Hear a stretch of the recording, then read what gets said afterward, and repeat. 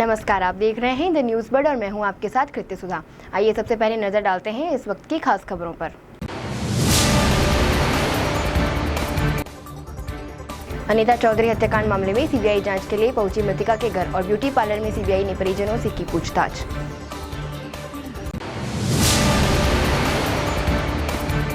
बिना लाइसेंस चल रहे कार बाजार पर पुलिस की कार्रवाई, विभाग ने बंद करवाकर संचालकों को किया पाबंद।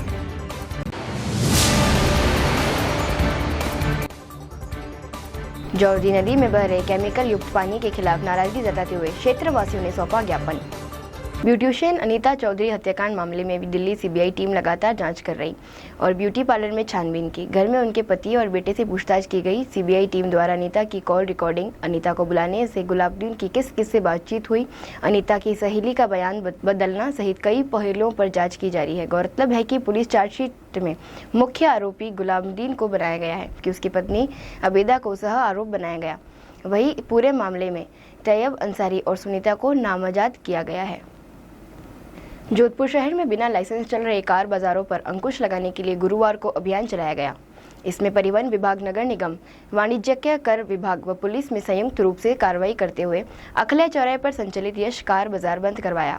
इस दौरान कई बाजार के संचालक दुकानों में ताला लगाकर गायब हो गए। प्रादेशिक परिवहन अधिकारी जेपी बेरवा ने बताया कि अखल्या चौराहे पर यश कार बाजार बिना लाइसेंस के संचालित किया जा रहा है। इस पर कार बाजार बंद करवाकर संचालक महेंद्र सराफ व देवेंद्र सारस्वत को पाबंद किया। नगर निगम टीम ने दुकान के वाणिज्य संबंधी दस्तावेज मांगे तो उनके पास उपलब्ध नहीं होना बताया गया। उन्होंने बताया कि हाईकोर्ट के निर्देशों की पालन में टीम की तरफ से लगातार कार्रवाई की जाएगी। निगम ने उनके नोटिस जारी किया है। जोधपुर के निकटवर्ती जोजरी नदी में पानी व केमिकल की शिकायत के चलते क्षेत्रवासियों ने आज जिला कलेक्टर को ज्ञापन सौंप उचित कार्रवाई करने की मांग की। क्षेत्रवासियों ने बताया कि जोजरी नदी के आसपास अवैध रूप से चल रहे व्यवसाय गंगा केमिकल जोजरी नदी में छोड़ देते हैं, जिसके चलते पूरे क्षेत्र का वातावरण दूषित होने के साथ ही पानी भी पूरी तरह से जहरीला हो रहा है। उन्होंने बताया कि जो वन्य वाणी है जो इस नदी से पानी पीते हैं, इसलिए उनके ऊपर भी इसका दुष्प्रभाव देखने को मिल रहा है। क्षेत्रवासियों ने बताया कि इस संबंध में पूर्व भी जिला कलेक्टर को ज्ञापन सौंपा गया, लेकिन किसी तरह की कोई कार्रवाई नहीं की गई। इसलिए आज एक बार फिर जिला कलेक्टर को ज्ञापन सौंप उचित कार्रवाई करने की मांग की गई। हमने 20 तारीख को रात्रि चौपाल में कलेक्टर साहब को ज्ञापन दिया था, पर उसके बाद भी पानी जो जहरीला पानी है जोधरी के अंदर वो वैसे के वैसे ही आ रहा है। इसलिए हम आज वापस साहब को देना है कि साहब हमारी किसी भी हालत में पानी रोको, क्योंकि हमारा दम घुट रहा है। अभी इतनी जहरीली बदबू आ रही है केमिकल की कि हम रात को सो नहीं पा रहे। और इसी को लेकर हमने ज्ञापन दिया था, लेकिन अभी तक कोई ऐसा खास हमारे को कार्रवाई हुई नहीं है कि हमको कोई राहत मिली हो। इसलिए हम बहुत परेशान है इस जोधरी के प्रदूषित पानी से। और ये हिरण है, ये भी ऐसे मर रहे हैं गंदा पानी पी पी के। तो इनको बचाने के लिए भी हम ये तस्वीर भी साथ लाए थे कलेक्टर साहब के लिए कि साहब ये बेजुबान जानवर है, ये भी बहुत सब उस पानी के अंदर खत्म हो गए हैं। तो अभी हमने ज्ञापन दिया है साहब को, बोले हम कार्रवाई करवाते हैं। पता नहीं 10 दिन हो गए हमको पहले भी ज्ञापन दिए हुए, पर अभी तक तो कोई राहत मिली नहीं है। और जोधरी नदी के प्रदूषण की वजह से 10 गांव करीब हमारे जो है वो रात को पूरा एक बदबू से गैस चैम्बर में तब्दील हो जाते हैं। किसी दिन रात को लोग सोएंगे तो उठेंगे भी नहीं, ऐसे हालात है, क्योंकि एसिडिक बदबू आ रही है। रासायनिक पानी खुले में छोड़ा जा रहा है। पानी इस जोजरी नदी में छोड़ रहे हैं, उस पानी की बदबू आप एक रात वहाँ रहकर थोड़ा सा देखे और हमारी भी सुने। वहाँ पे सुनने वाले अभी तक कोई अधिकारी आए नहीं है। जो पहले से पानी आ रहा है वो इतना जहरीला, और उसकी रात की बदबू देके उन बच्चों की बोर्ड एग्जाम आ रहे हैं, वो उन बच्चों के बोर्ड एग्जाम की पढ़ाई भी प्रभावित हो रही है। उसके साथ वहाँ पे जीना और सांस लेना दुर्भर हो गया है, कैंसर हो गया है। वहाँ पे अगर जाते हैं तो हॉस्पिटल में कोई हमें मिलते नहीं है। कलेक्टर महोदय तो वहाँ पे एक बार एक ज्ञापन लगा दिया है, कर्मचारियों की कमी की वजह से हॉस्पिटल भी बंद पड़ा है। CSC हॉस्पिटल दवाएं वहाँ पे कर्मचारियों की वजह से बंद पड़ा है। अब हम जाएं तो जाएं कहाँ? हम विरोध करेंगे शांतिपूर्ण और धरना प्रदर्शन करेंगे। इससे आगे हमारे पास में यही बच्चा है, बाकी कोई उपाय ही नहीं है सर। जोधपुर के मंडोर में स्थित प्राचीन भैरव जी मंदिर में आने वाले श्रद्धालुओं से शुल्क लेने के प्रति नाराजगी जताते हुए राष्ट्रीय स्वाभिमान संघ द्वारा जिला कलेक्टर को ज्ञापन सौंपा गया। राष्ट्रीय स्वाभिमान संघ के विष्णु सरगरा ने बताया कि यह हिंदुओं की आस्था है विश्व में, जहां मंडोर स्थित प्राचीन भैरव जी मंदिर में दर्शन के लिए जाने वाले श्रद्धालुओं से सरकार द्वारा शुल्क वसूला जा रहा है, जो कि अनुचित है। उन्होंने बताया यदि इस देश में मंदिरों में विराजमान हमारे इष्ट देव के दर्शन के लिए शुल्क देना पड़ेगा तो यह बहुत ही शर्मनाक है। ज्ञापन सौंपकर मांग की गई कि यह शुल्क लेना बंद किया जाए। ज्ञापन सौंपने के दौरान राष्ट्रीय स्वाभिमान संघ को सभी पद अधिकारी एवं सदस्य मौजूद रहे। हमारे आस्था का विषय ऐतिहासिक प्राचीन मंडोर के अंदर भैरूजी का मंदिर है, वहाँ पे शुल्क लगाया जा रहा है देव दर्शन करने के लिए।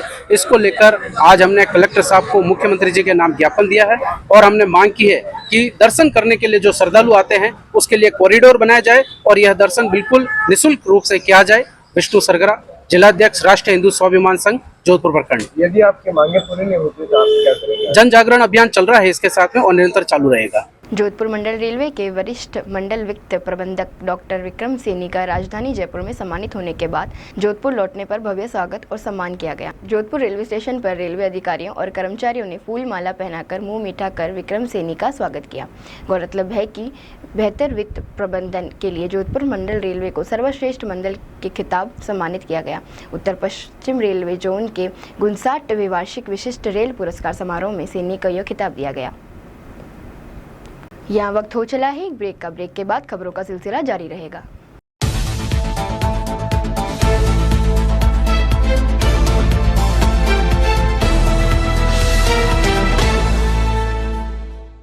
ब्रेक के बाद आपका स्वागत है। All India inter university wushu tournament 2025 में मौलाना आजाद यूनिवर्सिटी के खिलाड़ियों ने शानदार खेल का प्रदर्शन करते हुए गोल्ड सहित 3 पदक जीतने में कामयाबी हासिल की। यूनिवर्सिटी के चैंपियनशिप मोहम्मद अतीफ ने इस सफलता का प्रसन्न व्यक्त करते हुए विजेता खिलाड़ियों को पुरस्कृत करने की घोषणा की।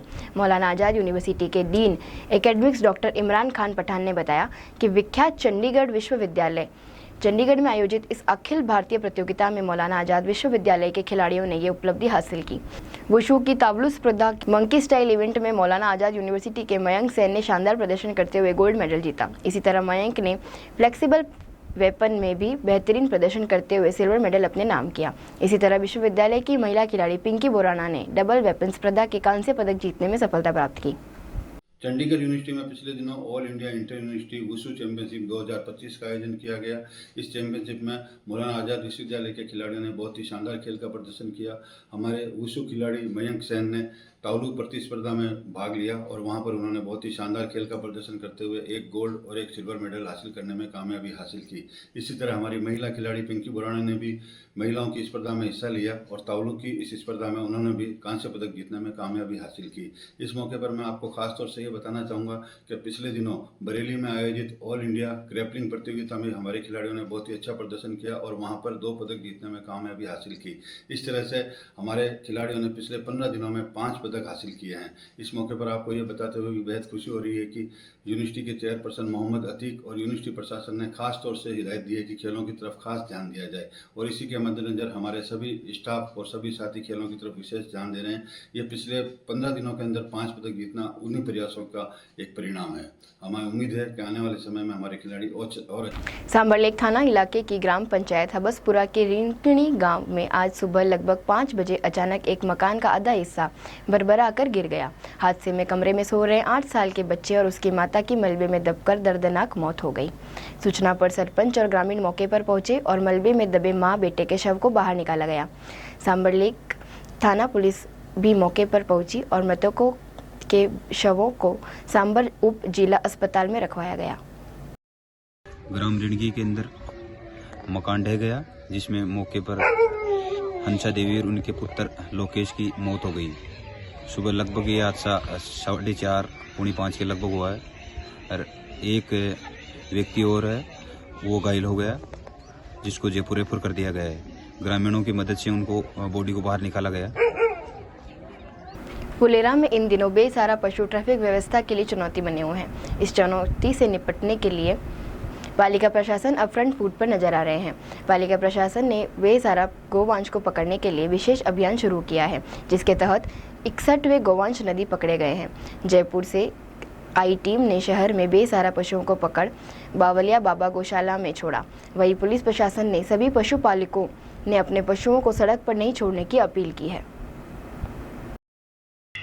ये हमारे शिकायतें मिल रही थी आम जन से जिनसे कि बाज़ार के अंदर आम बस्तियों में खूब सांड हो गए हैं, लोगों को मार रहे हैं, कूटने हैं, गाड़ियाँ तोड़ रहे हैं, वाहन तोड़ रहे हैं। फिर ईओ साहब के निर्देशानुसार नगर निगम से गाड़ी मंगवा के इन सांडों को बंधवा के और नंदी गौशाला में छोड़ा जा रहा है। और अब तक नगरपालिका क्षेत्र में 57 और 61 नंदियों को पकड़ लिया गया है।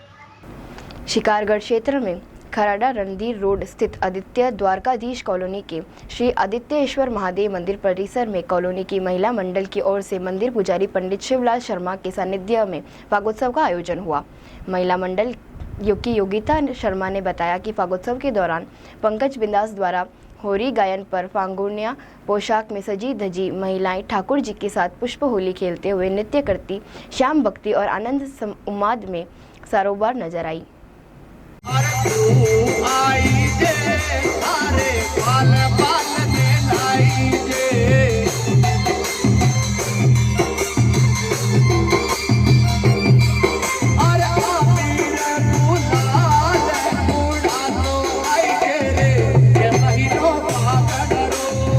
अंत में एक बार फिर नजर डालते हैं इस वक्त की खास खबरों पर।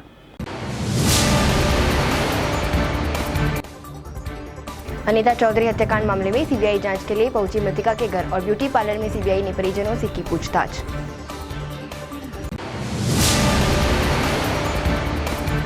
बिना लाइसेंस चल रहे कार बाजार पर पुलिस की कार्रवाई, विभाग ने बंद करवाकर संचालकों को किया पाबंद।